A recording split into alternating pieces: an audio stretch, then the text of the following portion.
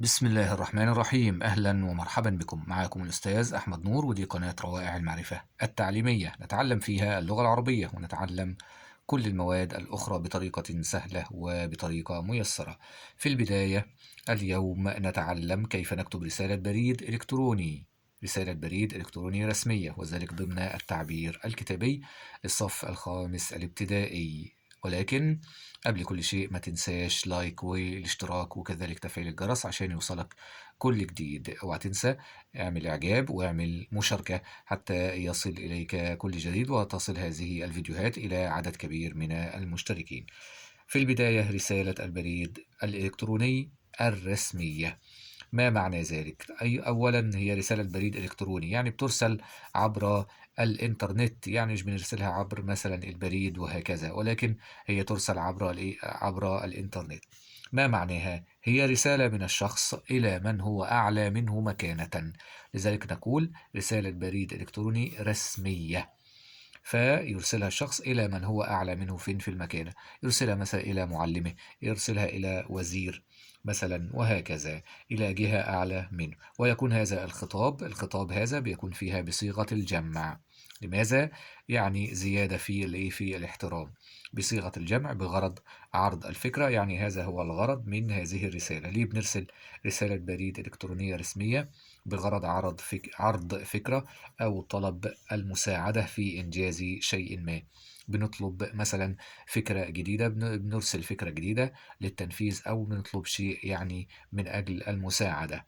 هيا بنا الآن إلى عناصر كتابة رسالة البريد الإلكتروني. كيف نكتب هذه الرسالة؟ هذه هي العناصر، عناصر خاصة بالرسالة بعد أن تعرفنا على معنى رسالة البريد الإلكتروني. رسالة البريد الإلكتروني طبعا هي إحدى وسائل نقل المعلومات، طبعا يعني بتنقل من طرف إلى طرف آخر. يبقى هذه هي فائدة الرسالة عموما. وطبعا هذه الرسالة هي أحد أنواع الكتابة الوظيفية التي طبعا يتم فيها التواصل بين الأطراف. بهذه هي معنى الرسالة. بنعرض فيها مشروع، بنعرض فكرة معلومة، بنطلب فيها المساعدة، وهكذا. يبقى كده أنا بحاول بس أساعد لك، يعني ان انا اوصل لك المعلومة من بكل الطرق. عناصر هذه الرسالة: اولا، لابد من عنوان الرسالة. عنوان الرسالة أو يعني موضوع للرسالة، ويتم توضيح هدف الرسالة فيه. ثم بعد ذلك كتابة عنوان البريد الإلكتروني. بنكتب اسم المرسل المرسل إليه، عنوان البريد نفسه، خلاص، المرسل والمرسل إليه، كما سنتعلم في النموذج التالي. تابع معي حتى النهاية. كذلك نكتب اسم المرسل إليه، نكتب اسم المرسل إليه، الشخص اللي احنا يعني نرسل له الرسالة. ثم بعد ذلك الترحيب بالمرسل إليه. خلاص كتبت المرسل إليه، بترحب بيه بقى في عبارة رسمية ومختصرة، وسوف نعرف الآن كل هذه التفاصيل. طبعا كتابة الألفاظ في هذه الرسالة تكتب بصيغة الجمع كما قلنا منذ قليل. الخطاب فيها يكون بصيغة الجمع. لماذا؟ لإظهار الاحترام. يعني مثلا أقول أعرفكم بنفسي، مش تقول أعرفك، أعرفك، لا، طبعا أعرفكم بتجمع الشخص اللي انت بتكلمه دوت، يعني تعظيم واحترام. أعرفكم بنفسي، معكم كذا، يعني أنتظر ردكم، تفضلوا بكذا. يبقى إذا لاحظ إن احنا يعني بنأتي بضمير الجمع، لأن دي كما قلنا رسالة رسمية. ثم بعد ذلك التعريف، وسوف نتعرف على كل هذه الأشياء. إن أنت بتعرف نفسك، يعني بتعرف نفسك للمرسل إليه. ثم بعد ذلك فكرة المشروع بتوضح تفاصيل وأهداف المشروع. سابعا، شرح هدف الرسالة، إيه الهدف من الرسالة. ثامنا، بيكون طبعا طلب واضح ومحدد. كما قلنا الغرض من الرسالة قد يكون عرض فكرة، مشروع، طلب مساعدة. يبقى إذن طلب واضح ومحدد مقدم من الشخص اللي هو المرسل. ثم تاسعا ختام بيكون بجملة قصيرة لتقديم الشكر، وأيضا لإظهار الاحترام للمرسل إليه. إذن هذه هي عناصر كتابة الرسالة. إذن مرة أخرى، يعني نراجع على هذه العناصر. أولا، لابد أن تكتب عنوان البريد. عنوان البريد ده اللي هو من وإلى. من طبعا وإلى. من مين؟ من المرسل، من المرسل. يبقى بتذكر هنا البريد الخاص بمين؟ بالمرسل، وبتذكر اسمه ومعلومات رسمية عنه. طيب إلى يعني المرسل إليه، اللي هو طبعا المرسل إليه واسمه ومعلوماته طبعا والبريد الخاص به. طيب كما قلنا أيضا إنك بتبدأ في لازم يكون في مقدمة كما سنعرف الآن. المقدمة دي بتكون بشكل رسمي، يعني في عبارة إيه؟ ترحيب. مثلا تقول تحية طيبة وبعد، وهكذا. يبقى بيكون فيها، يبقى المقدمة بتتضمن الإيه؟ الترحيب، إنك بترحب بالمرسل إليه بعبارات تدل على هذا الإيه؟ الترحيب. ثم بعد ذلك بيكون في برضو الموضوع، موضوع الرسالة، بتوضح كما قلنا الهدف والفكرة. بتوضح هدف الرسالة والفكرة من الرسالة. ومثلا إذا كان بتتكلم على مشروع، يبقى أنت بتوضح مثلا إزاي نكون شركاء في المشروع دوت، مشروع مثلا تنظيم رحلات وهكذا. الطلب دوت بيكون فيه كما قلنا عرض، أو بيكون فيه غرض، اللي هو العرض للإيه؟ للغرض من وراء إرسال هذه الإيه؟ الرسالة. تقول مثلا وددت أن أعرض عليكم كذا، فكرة مشروعي كذا بهدف كذا. الخاتمة كما قلنا بيكون فيها تعبيرات إيه؟ رسمية. لابد من تعبيرات رسمية. تقول مثلا سعدت بالتواصل معكم، في انتظار ردكم. كل هذه الايه؟ التعبيرات. طبعا التعبيرات دي كما قلنا لابد ان تكتبها، يعني كل التعبيرات والعبارات والالفاظ لابد ان تكون مكتوبه بشكل رسمي. ففي المقدمه مثلا تقول طيبه، تحيه طيبه وبعد مقدمه لسيادتكم كذا. مثلا في الخاتمه تقول سعدت بالتواصل معكم، في انتظار ردكم. اثناء عرض الموضوع تقول مثلا يعني اتمنى ايه مش عارف شراكه مع ايه؟ شركتكم، معكم كذا، الشراكة بيننا، وهكذا. يبقى إذن صيغة الجمع تكون في الرسالة الرسمية، وليست في طبعا الرسالة اللي هي الشخصية. بعد ذلك لا تنسى أيضا من ضمن هذه يعني التنبيهات عدد الكلمات، الالتزام بعدد كلمات محدد. ثم يعني يكون مثلا التزم بعد الكلمات من 100 إلى 150 كلمة. طيب أيضا لا تنسى تسلسل الفكر ووضوح الفكر هذه. ثم الأساليب والتعبيرات الملائمة المناسبة، تستخدم أساليب وجمل مناسبة للمعنى اللي أنت عايز تعبر عنه. كذلك الإملاء وأيضا النحو، مش الإملاء فقط، الإملاء والقواعد الإملائية والنحوية الصحيحة. وأيضا لا تنسى علامات الترقيم، الفاصلة بعد الجمل، والنقطة في نهاية الجمل خلاص. بعد ذلك مثلا إذا كان في علامة استفهام، علامة تعجب، وهكذا. إذا كل ما قلناه شيء والآن شيء آخر. لماذا؟ لأن هذا هو النموذج التطبيقي، يعني شيء مهم جدا على ما ذكرناه. نطبق بقى اللي احنا ذكرناه. طيب هذا نموذج للبريد أهو، نيو مسج، رسالة يعني جديدة. طبعا هذا يكون عبر البريد، ده شكل هو شكل إيه؟ الإرسال عبر البريد الإلكتروني. طيب طبعا بيكون على جهاز الكمبيوتر. ادي عنوان البريد، عنوان البريد الالكتروني كما ذكرنا في اول عنصر، عنوان البريد الالكتروني من الى، من فلان الى فلان، من محمد علي طبعا، وده اللي على جيميل. ويعني الى مين؟ الى عماد مدرسة، ايضا على الجيميل. طيب هنا موضوع الرسالة. الموضوع حصة أسبوعية عن الوقاية من الأمراض، ده موضوع الرسالة. طيب بعد ذلك تبدأ بالمرسل إليه، مدير مدرستنا المحترم. ملاحظ مدير مدرستنا، يبقى ادي هنا ضمير الجمع. طيب بصيغة طبعا الجمع، تحية طيبة وبعد، ادي الترحيب طبعا بيكون بشكل رسمي. بعد كده بتقول بقى التعريف، أعرفكم بنفسي أنا محمد طالب، يبقى ده المرسل أهو. المرسل اللي هو شخص اسمه إيه؟ اسمه محمد، طالب في المدرسة. أنا محمد، يعني بيرسل هذه الرسالة للمدير. أنا محمد طالب بالصف الخامس الابتدائي بمدرستكم العريقة، لاحظ ضمير الجمع. وصاحب مدونة هيا نقي أنفسنا من الأمراض، عامل مدونة هو صاحبها يعني، التي تهدف إلى تعليم الطلاب طرائق الوقاية من الأمراض. أدي فكرة المشروع، حتى يفيدوا أنفسهم وغيرهم. يبقى بيعرف بنفسه، وبالتالي بيعرف بالمشروع بتاعه. وأنا أريد تنفيذ فكرة مشابهة بمدرستنا، زي الفكرة بتاعت المدونة بتاعته. يبقى ادي هدف الرسالة، عايز ينفذ الفكرة أو المشروع ده بالمدرسة. وهي حصة أسبوعية للطلاب عن طرائق الوقاية من الأمراض. ومن هنا جاء الموضوع. يبقى الموضوع غالبا بتأخذه منين؟ من هدف الرسالة. حصة أسبوعية للطلاب عن طرائق الوقاية من الأمراض وكيفية تطبيقها على أنفسنا وغيرنا. ثم بعد ذلك الطلب، يبقى خلي بالك ده الهدف، هو لسه ما طلبش. إيه الطلب بقى؟ أتمنى أن تحددوا موعد مقابلة لعرض الفكرة كاملة والاتفاق على تنفيذها. أخيرا بقى الختام، قلنا كل ذلك يكون بشكل رسمي. أتمنى أن تحددوا، أدي ضمير الإيه؟ الجمع. طيب بعد ذلك سعدت بالتواصل معكم في انتظار ردكم، كلها ضمائر جمع، مع أطيب التمنيات. طبعا ادي شكل البريد كما قلنا. وفي الاخر بعد كتابة هذه الرسالة بتضغط بقى على سند اللي هي الارسال، وبترسل الرسالة، بترسل الى المرسل اليه. طبعا خلاص الرسالة دي بتكون ظاهرة طبعا عند مين؟ عند الايه؟ عند المرسل، اللي عند الشخص المرسل اللي هو بيكتبها، اللي هو محمد علي اهو. ادي محمد، اسمه محمد علي، اللي هو طالب بالصف الايه؟ الخامس. اذا هذا هو النموذج التطبيقي بعد القراءة. رسالة البريد الإلكتروني الرسمية تكون طبعا بصيغة الإيه؟ بصيغة الجمع. موضوع الرسالة السابقة كما قلنا هو حصة أسبوعية عن الوقاية من الأمراض. بعد ذلك من العبارات التي توضح أن الرسالة مكتوبة بشكل رسمي، طبعا هو في البداية قال أعرفكم بنفسي، وبعد كده قال إيه؟ بمدرستكم. أرجو أن تحددوا، والجمع، سعدت بالتواصل معكم في انتظار ردكم. بكل هذه مدير مدرستنا. بكل هذه الأشياء تدل على أن الرسالة مكتوبة بشكل رسمي، لأنه استخدم فيها طبعا يعني الضمائر التي تدل على الجمع. بعد ذلك من خلال ما درسته من قبل اذكر الفرق بين الرسالة الشخصية والرسالة الرسمية.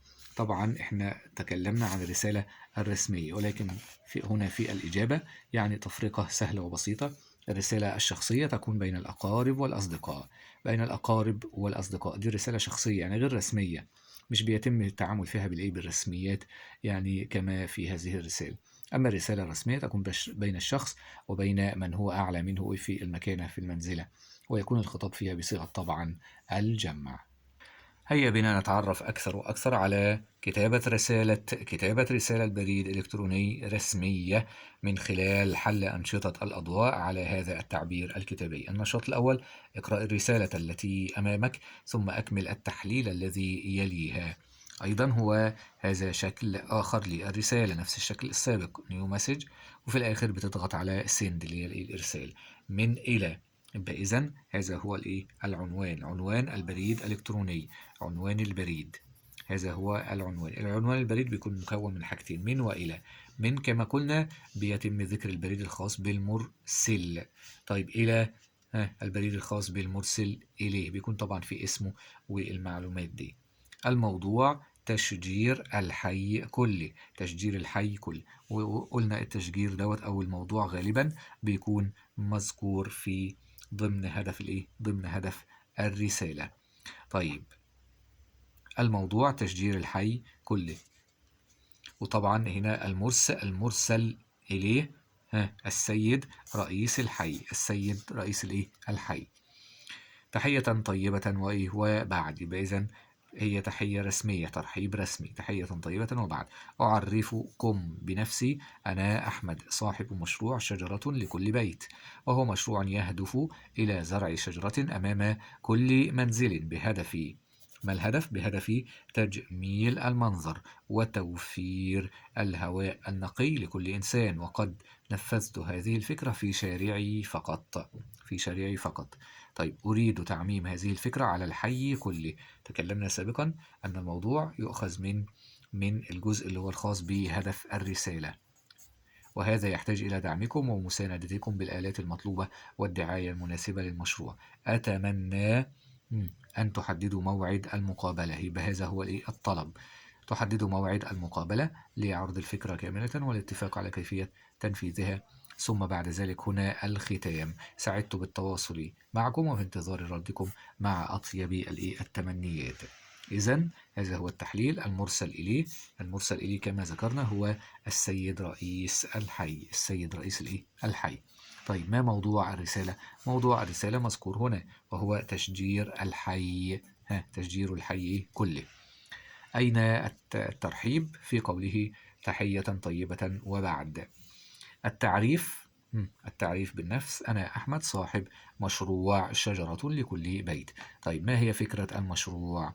فكرة المشروع إنه هو بيهدف إلى، كما ذكرنا هنا في الأعلى. ما هي الفكرة من المشروع؟ الفكرة أنه يهدف إلى، كما قلنا أو بهدف تجميل المنظر وتوفير الهواء النقي لكل إنسان. يبقى هذا هو الهدف. الهدف من المشروع بكل بساطة. طيب ما هدف الرسالة؟ خلي بالك في فرق بين فكرة المشروع وهدف الرسالة. الرسالة. ما الهدف من الرسالة؟ الهدف من الرسالة طبعا أن يعمم هذه الفكرة على الحي كله، وبالتالي يحتاج إلى الدعم والمساندة بالآلات المطلوبة والدعاية أيضا المناسبة للمشروع. طيب بعد ذلك ما الطلب؟ الطلب هو: أتمنى أن تحددوا موعد مقابلة لعرض الفكرة كاملة والاتفاق على كيفية تنفيذها. والخاتمة عندما قال: سعدت بالتواصل معكم وفي انتظار ردكم. ننتقل إلى النشاط الثاني. أكمل الرسالة التالية مراعيا عناصرها، نفس الفكرة السابقة. نيو مسج أيضا من إلى، بهذا هو العنوان. الموضوع هو المساعدة بالطعام الزائد. المساعدة بالطعام الزائد إلى مدير المطعم الفاضل. بدأ هنا المرسل إليه. أنا فاطمة صاحبة مشروع ساعد بطعامك المتبقي. هو مشروع قائم على وضع صندوق زجاجي أمام كل مطعم يوضع فيه الطعام المتبقي من كل زائر للمطعم حتى يستفيد به الفقير.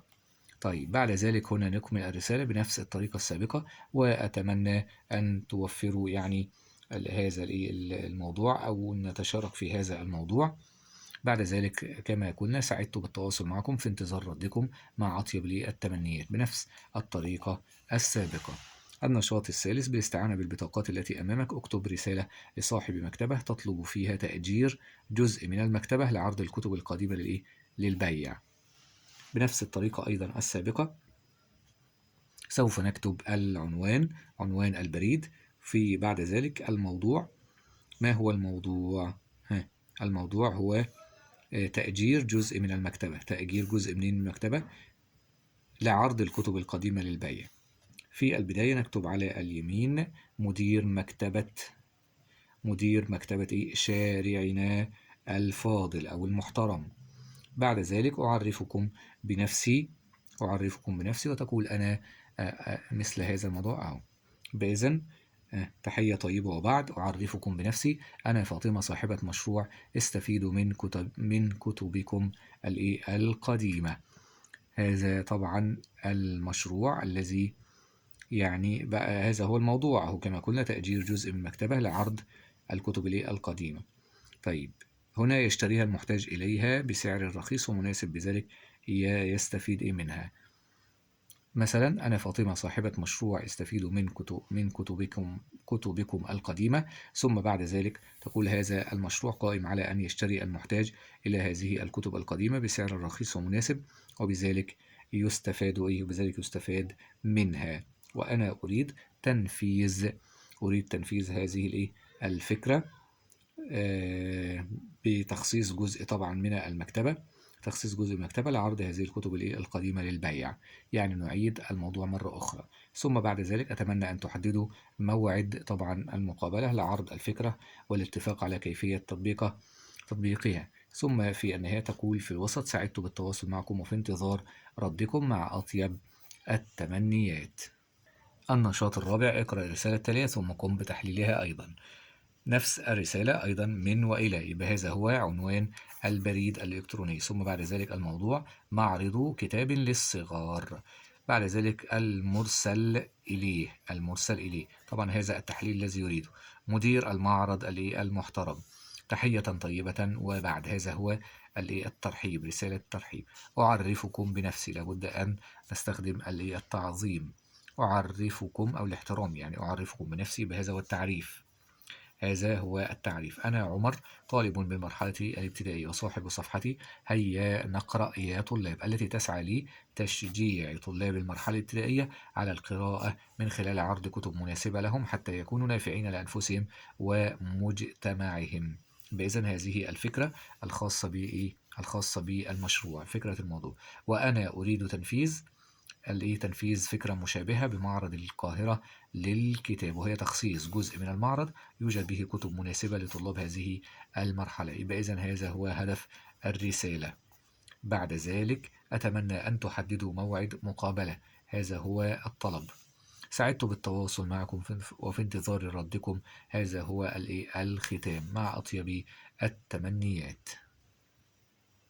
نصل سريعا إلى النشاط الخامس. ارسم مخططا لمكونات رسالة البريد الإلكترونية الرسمية، واكتب فيها كل العناصر والمكونات كما ذكرنا في المقدمة. تكتب هنا عناصر رسالة البريد الإلكتروني الرسمية، ثم بعد ذلك تفرع منها عدة فروع وتكتب العناصر كما ذكرناها. تكتب مثلا البريد الإلكتروني من وإلى، والمقدمة وموضوع الرسالة والطلب والخاتمة بكل هذه العناصر التي ذكرناها، والترحيب والموضوع والتعريف بالفكرة، وكذلك فكرة المشروع وهدف الرسالة والطلب والختام.